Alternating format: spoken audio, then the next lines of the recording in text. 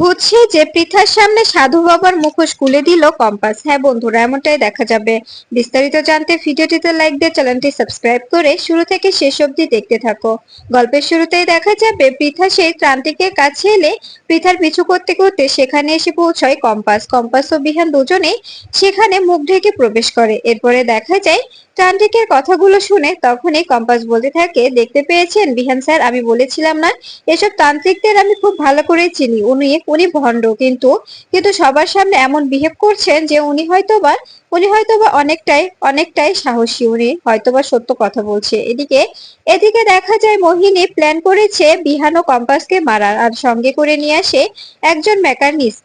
এরপরে দেখা যায় মেকানিস্টকে বাড়ির ভেতরে ঢুকিয়ে বলতে থাকে, আপনি আপনি একটু কাজটা তাড়াতাড়ি করার চেষ্টা করবেন, কারণ কেউ হয়তোবা দেখে ফেললে ঝামেলা হয়ে যাবে। এরপরে লোকটা বলতে থাকে, আগে আমার ব্যাপারটা আগে একটু দেখুন। আমি যে বলেছিলাম টাকার কথা, সেই টাকাটা কি এনেছেন? তখনই মোহিনী টাকা বের করে দিয়ে বলতে থাকে, এই নিন আপনার পাওনা, আপনাকে আমি টাকা দিয়ে দিলাম, এবার কাজটা তাড়াতাড়ি করুন। যে বলা সেই কাজ। লোকটা কাজটা শুরু করে দেয়। এরপরে দেখা যায় তখনই মোহিনী বলতে থাকে, একটু তাড়াতাড়ি করার চেষ্টা করুন। বুঝতেই তো পারছেন এটা একটা বাড়ি, আর এখানে যদি কেউ ব্যাপারটা দেখে ফেলে অনেক বড় ঝামেলায় পড়ে যাব, তাই একটু তাড়াতাড়ি করার চেষ্টা করুন। তখনই লোকটা বলতে থাকে, চিন্তা করবেন না। এদিকে দেখা যায় সাধু বাবা প্রতিনিয়ত পৃথাকে এই সেই দিয়ে বোঝাতে থাকে। পৃথাকে একটি ফুলের পাপড়ি দিয়ে বলতে থাকে, এই পাপড়িটা তুই নিয়ে গিয়ে বেটে তোর ছেলেকে কিছুতে মিশিয়ে খাইয়ে দিবি, দেখবি সবকিছু ঠিকঠাক হয়ে যাচ্ছে। তখনই এই কথা শুনে দেখা যায় পৃথা বলতে থাকে, বাবা একটু একটু দেখবেন আমার ছেলে যেন আমার কাছে ফিরে আসে। আমি কিছুতেই মানতে পারছি না ওই সাপিনী আমার ছেলেটাকে আমার থেকে কেড়ে নিয়েছে। এরপরে দেখা যায় সাধু বাবার কথা শুনে অবাক হয়ে যায় কম্পাস। বিহান বলতে থাকে, সত্যি কম্পাস, তোমার কথাই ঠিক। এই লোকটা তো দেখছি ক্রমশ ক্রমশ কাকুমণিকে এসব বলে ঠকাচ্ছে। তখন এই কথা শুনে কম্পাস বলতে থাকে, আমি বলেছিলাম না বিহান স্যার, এরকম লোকদের আমি খুব ভালো করে চিনি। এদিকে মোহিনী বলতে থাকে, কি হলো, হয়েছে? তখনই লোকটা বলতে থাকে, এই তো প্রায় শেষের মধ্যে, আর হয়ে গেছে। এই বলে লোকটা বলতে থাকে, আপনি চিন্তা করবেন না, এবার এই গাড়িতে যে বসবে সে অবশ্যই মৃত্যুর সঙ্গে দেখা হবে। এরপরে মোহিনী বলতে থাকে, আপনি কিন্তু মাথায় রাখবেন, কোনো প্রয়োজন হলে আমি কিন্তু আপনাকে আবার আবার ইনফর্ম করব, আপনাকে কিন্তু আসতে হবে। এদিকে দেখা যায় কবচটা নিয়ে তখনই পৃথা একটি টাকার বান্ডেল সাধু বাবার পায়ের কাছে রেখে দেয়। এটা দেখে অবাক হয়ে যায় কম্পাস ও বিহান। কম্পাস বলতে থাকে, দেখেছেন বিহান স্যার, এভাবে কাকিমণির থেকে লোকটা যে কত টাকা হাতিয়ে নিয়েছে আমরা কেউ বুঝতে পারছি না। এই লোকটাকে যে করে হোক আমাদের এক্সপোজ করতে হবে। তখনই বিহান বলতে থাকে, কি করে করবে?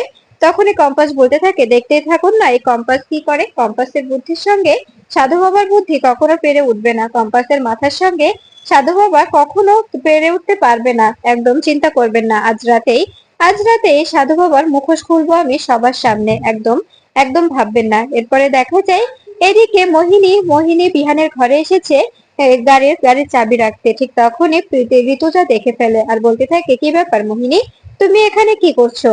এটা তো বিহানের ঘর, এখানে কেন ঢুকেছো তুমি? কোনো দরকার আছে? তখন এই কথা শুনে মোহিনী বলতে থাকে, কই না তো, এমনিতেই। আসলে আমি তো ভেবেছিলাম এটা অরিনের ঘর, আসলে আপনারা কেউ মেনে নেননি, তাই তো আমি অরিনের সঙ্গে এক ঘরে থাকি না। অরিনের ঘরটাতে এখনো যাওয়া হয়নি আমার, তাই ভেবেছিলাম এটা হয়তোবা অরিনের ঘর, সেটা ভেবে আমি ঢুকেছিলাম। তখনই ঋতুজা বলতে থাকে, তুমি মিথ্যেগুলো একদম গুছিয়ে বলতে পারছো না, কারণ কারণ তুমি এর আগেও এ ঘরে এসেছিলে আর তুমি জানো যে এটা বিহানের ঘর। এ কথা শুনে মোহিনী বলতে থাকে, বিশ্বাস করুন, আমি জানতাম না যে এটা বিহানের ঘর, আর আমার তো এটাও বোঝা উচিত ছিল যে কারো ঘরে এভাবে ঢোকাটা ঠিক নয়। আসলে আমি অরিনের ঘর ভেবে এসেছি, বিশ্বাস করুন। তখনই ঋতুজা বলতে থাকে, একটা কথা বলবো, আমাদের আমাদের এই পরিবারটা না কেউ যদি ভেঙে দিতে চায় তাকে আমি কিছুতেই ছেড়ে কথা বলবো না। এই পরিবারটাকে আমি একসাথে বেঁধে রেখেছি অনেক বছর হলো।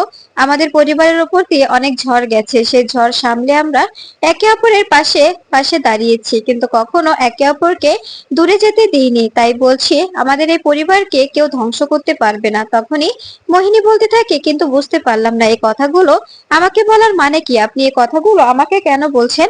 তখনই ঋতুজা বলতে থাকে, আমি এই কথাগুলো কেন বলছি সেটা তুমি খুব ভালো করেই জানো। এদিকে দেখা যায় রাত্রিবেলা সাধু বাবা নাক ডেকে ঘুমোচ্ছে। তখনই তখনই দেখা যায় ঘরের মধ্যে কিছু একটা হতে থাকে। তখনই সাধু বাবা ঘুম ভেঙে যায় আর বলতে থাকে, কি ব্যাপার, আগে একটু আগে তো দেখলাম লাইটটা সবই ঠিক ছিল, এখন এখন কেন লাইটটা এভাবে অফ হয়ে যাচ্ছে? কে এসেছে এখানে? কে এসেছো আমার আমার ডেরাতে? এসে এভাবে এভাবে পালিয়ে যাওয়া সম্ভব হবে না। কে এসেছো সত্যি করে বলো, এখানে এখানে কে ঢুকেছো? এই বলেই সাধু বাবা চিৎকার করতে থাকে, কিন্তু কোনোভাবে কেউ বেরিয়ে আসে না। এরপরে লাইট বারবার জ্বলছে নিভছে, এটা দেখে সাধু বাবা ভয় পেয়ে যায় আর বলতে থাকে, আমি বুঝতে পারছি না এখানে কে এসেছে, কে এসেছে আমাকে, আমার এখানে কে ভয় দেখাতে এসেছে? আমার ডেরাতে ঢোকা সহজ, বেরোনো এতটাও সহজ নয়। আর কে কোথায় আছো? কাউকে দেখতে পাচ্ছি না কেন? আমার আয়াটাও যে না, সবসময় বলেছি আমার পাশাপাশি থাকবে, কিন্তু ও না থেকে কোথায় যে গেছে কে জানে। এরপরে দেখা যায় সাধু বাবা উঠে গিয়ে লাইটের কাছে যায়, সেখান থেকে সুইচের কাছে গিয়ে বারবার সুইচ দেওয়ার চেষ্টা করে, কিন্তু কোনোভাবেই কিছু কাজ করে না। তখনই সাধু বাবা বলতে থাকে, এসব কি হচ্ছে আমি তো বুঝতে পারছি না। ঠিক তখনই দরজা দিয়ে কম্পাস বুঝছে যে সাধু বাবার দিকে এগিয়ে আসতে থাকে আর বলতে থাকে, কি ব্যাপার, আপনি আপনি কি ভেবেছিলেন সাধু বাবা এভাবে সবকিছু শেষ হয়ে যাবে? কখনোই নয়। এই এই আমাকে আমাকে এই চম্পাকলিকে আপনি মেরে এতটাও শান্তিতে থাকতে পারবেন না। এই কথা শুনে ভয় পেয়ে যায় সাধু বাবা বলতে থাকে, তুমি কে? তোমাকে তো আমি চিনতে পারছি না। তখনই দেখা যায় কম্পাস বলতে থাকে, এদিকে এদিকে ঋতুজা মোহিনীকে বলতে থাকে, কথাগুলো তোমাকে বলছি কারণ কারণ সত্যি বলতে আমাদের পরিবারে সবসময় একের পর এক ঝামেলা লেগেই আছে, একটার পর একটা ঝামেলা বয়ে চলেছে। আমি চাই না যে আমাদের পরিবারে কোনো অশান্তি হোক, আমি চাই আমাদের পরিবারটা সুন্দরভাবে সুন্দর মধ্যে থেকে যাক। আমাদের পরিবারটাতে সবাই একসঙ্গে হাসি খুশি, একসঙ্গে হাসি ঠাট্টাতে মেতে থাক। তখন দেখা যায় তখনই মোহিনী বলতে থাকে, আমিও চাই আপনাদের পরিবারটা সবসময় একসঙ্গে থাকুক, একসঙ্গে সবাই মিলে অনেক মজা করুন, কখনো আপনাদের পরিবারে কোনো অশান্তি না হোক। কিন্তু একটা কথা কি জানেন, কখনো পাপের কোনো যদি অন্যায় করে থাকে, কাউকে যদি ঠকিয়ে থাকে, কোনো পাপ করে থাকে, সেই ফলটা এক সময় না এক সময় এসে ভোগ করতে হয়। আচ্ছা সত্যি করে বলুন তো, এমন কি কখনো আপনাদের পরিবারে হয়েছিল? কেউ কি কোনো অন্যায় করেছিল, যে অন্যায়ের শাস্তি হয়নি? মনে হয় সেরকম কিছু হয়েছিল, যার কারণে আপনাদের পরিবার থেকে একের পর এক কোনো ঝামেলাই সরছে না, একের পর এক ঝামেলা লেগেই আছে। কথা শুনে তখনই ঋতুজা বলতে থাকে, কি বলতে চাইছো তুমি মোহিনী? মুখ সামলে কথা বলো, তুমি তুমি কি বলতে চাইছো? ভদ্রভাবে কথা বললে খুশি হতাম। তখনই মোহিনী বলতে থাকে, আমি যেভাবে বলতে চেয়েছি সেভাবে বলিনি, আমি আমি তোমাকে অন্যভাবে বোঝাতে চেয়েছি। আসলে আমি শুনেছি যে এরকম নাকি হয়, যদি কারো কোনো অন্যায় অন্যায় থেকে থাকে তবে নাকি এরকম কিছু একটা হয়। তখন এই কথা শুনে দেখা যায় ঋতুজা বলতে থাকে, তোমার তোমার কথাগুলো সত্যিই আমি বুঝতে পারছি না, তোমার কথাগুলো সত্যি আমার কাছে ভিত্তিহীন মনে হচ্ছে। এরপরে মোহিনী বলতে থাকে, আমি আমি ভিত্তিহীন কোনো কথা বলছি না, আপনার বোঝা উচিত। আমি আমি কথাগুলো যেভাবে বোঝাতে চাইছি সেভাবে যদি আপনি বুঝতে পারতেন তবে হয়তো অনেক সুন্দর হতো।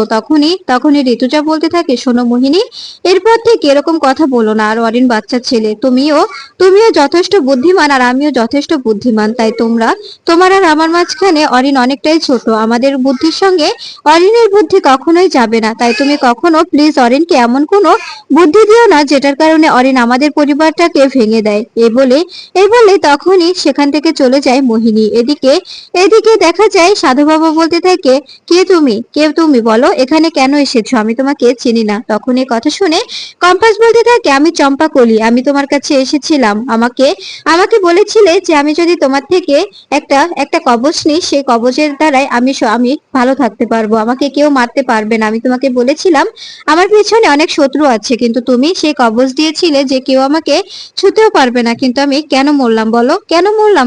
সেখানে আমি কাজে গিয়েছিলাম, ওখানে ওখানে অনেক লোক ছিল, তাদের বেআইনি কাজের সঙ্গে আমি যুক্ত না হয় তারা আমাকে মেরে ফেললো, অনেক মারধর করতো, অনেক অনেক টর্চার করতো। সেগুলো আমি তোমার কাছে বলেছিলাম, তুমি আমাকে কবজ দিয়েছিলে, সে কবজ থাকা সত্ত্বেও কেন আমাকে মেরে দিল? আমার বৃদ্ধ বাবা মার এখন কি হবে? তুমি আমার থেকে যত টাকা নিয়েছো সব টাকা আমার বৃদ্ধ বাবা মার কাছে গিয়ে দিয়ে আসবে। তখন এ কথা শুনে তান্ত্রিক বলতে থাকে, আমি তোমাকে চিনি না। তুমি কে? তুমি কোথা থেকে এসেছো? আমার জানা মতো তোমাকে তো আমি কোনো মাদুলি দেইনি। তখনই কম্পাস বলতে থাকে, তুমি দিয়েছো, মনে করে দেখো। দিয়েছিলে, মনে করে দেখো, তোমার থেকে আমি তান্ত্রিকে তোমার থেকে কবচ নিয়েছিলাম। তুমি বলেছিলে যে এই কবচের দ্বারাই আমার আমার কাজটা সম্পূর্ণ হবে, কিন্তু সেই কাজটা আমার সম্পূর্ণ হয়নি। আমি কাজটাতে আবার হেরে গেছি, সেখানে আমাকে মেরে ফেলা হয়েছে। এবার আমি তোমাকেও মেরে ফেলবো। তুমি যদি আমার বৃদ্ধ বাবা মাকে টাকাগুলো ফিরিয়ে না দাও আর সবটা স্বীকার না করো, তবে আমি তোমাকে মেরে ফেলবো। আমি এটা এটা তোমাকে আমি তোমাকে কথা দিচ্ছি। তখন এই কথা শুনে তান্ত্রিক বলতে থাকে, আমি সবটা বলবো, আমি তোমাকে কথা দিচ্ছি, আমি সবটা সবার সামনে বলে দেব, কিন্তু আমাকে আমাকে মেরো না, আমাকে ছেড়ে দাও। তখনই কম্পাস বলতে থাকে, হ্যাঁ বলো, বলো সবকিছু সবকিছু বলো, আমি শুনতে চাই। তখনই তখনই তান্ত্রিক সবকিছু বলতে থাকে আর বলতে থাকে, হ্যাঁ আমি আমি একজন মিথ্যে ভণ্ড। আমি আমি এভাবে টাকা কামাই করে এখান থেকে আবার চলে যাব। আমি আগেও অনেক জায়গায় এভাবে টাকা ইনকাম করে সেখান থেকে বেরিয়ে গেছি, তাই আমি এখানে আবার নতুন করে ফাঁদ পেতেছি। তখন এ কথা শুনে কম্পাস বলতে থাকে, এভাবে এভাবে লোকজনদের ঠকিয়ে তুমি কি পাও? এভাবে লোকজনদের ঠকানো তোমার কেন কেন কোনো পেশা হয়ে দাঁড়িয়েছে? তুমি তো নিজে নিজে ইনকাম করে খেতে পারো, এভাবে লোক ঠকানোর তো কোনো কোনো রকম কোনো প্রথা নেই। তখন এই কথা শুনে দেখা যায় তান্ত্রিক বলতে থাকে, এভাবে এভাবে যে ওরা ওরা আমার কাছে সাহায্য চাইতে আসে, আমিও ওদেরকে সাহায্যের বাহানা করে ওদের থেকে অনেক টাকা হাতিয়ে নিতে পারি। এটাতে ওদেরও দোষ আছে, আমারও দোষ আছে। তখন এই কথা শুনে কম্পাস বলতে থাকে, আমি তোমাকে এখানেই শেষ করে দেব, এখানেই শেষ করে দেব। ওদের যেরকম দোষ আছে তোমারও দোষ আছে, তাই না? ঠিক তখনই দেখা যায় লাইট জ্বলে ওঠে। এদিকে এদিকে মোহিনী ঘরে দাঁড়িয়ে দাঁড়িয়ে ভাবছে কি করবে। ঋতুজা যদি সবকিছু বুঝে যায় তবে তো মোহিনীর পর্দা ফাঁস হয়ে যাবে। মোহিনী বলতে থাকে, আমাকে যে করে হোক সবকিছু সবকিছু সামলে নিতে হবে। তখনই অরিন এসে বলতে থাকে, মোহিনী জানো একটা ঘটনা ঘটেছে। আমার আমার কণ্ঠ করে আমার কণ্ঠ করে আমার বন্ধুকে কেউ একজন ফোন করেছে, ফোন করে বলেছে ওর কিছু টাকার প্রয়োজন। তাই আমার বন্ধু ভেবেছে আমার যদি কোনো টাকার প্রয়োজন হয় আমি তো ওর কাছ থেকে নিই, তাই হয়তো বা আমি ফোন করেছি। ও ও আগে টাকা দেওয়ার আগে ওর অ্যাকাউন্ট থেকে 25,000 টাকা ট্রান্সফার হয়ে গেছে ওই